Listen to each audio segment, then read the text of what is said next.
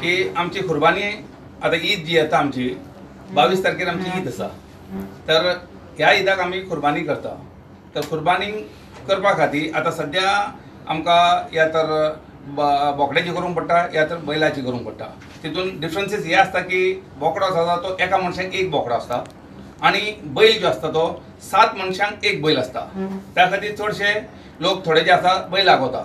आता हे जे बैल आमी आमच्या एबिटरानूच कत्तल करता, आमची कुर्बानी करता आमच्या उसगांव तिस्क.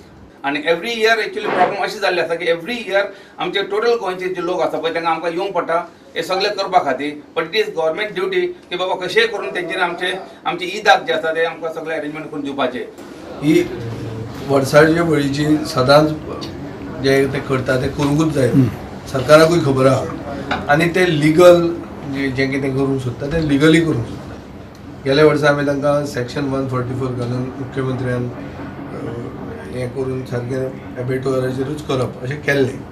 आनीक आमचो हो सरकार येतकर एक्चुअली कुर्बानी चड जावपाक लागल्या, म्हळ्यार सारकी जाल्या, रेगुलर जाल्या आनीक कायदेशीर जाल्ली. आतां एक जाता की मीट कॉम्प्लेक्साचे हाका फॅक्टरी बॉयलर परमिशन नाशिल्लें, प्लस तांणी तांचो शेड वाडयले. हांवें आतां चीफ इन्स्पेक्टराक आपयलेलो, शेड वाडयले आनी थोडे कितें डॉक्युमेंट्स सबमीट करूंक ना.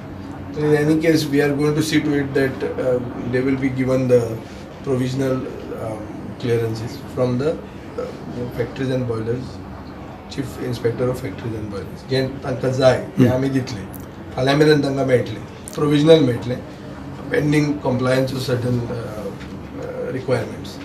बट आमचे सायडीन आमी तांकां मदत करतले. I am with them. ही तांची एक धार्मीक प्रथा आहा आनी तांकां अनसर्टेनिटी आनी इनसिक्युरिटी जी जाता ती जावपाक जायना.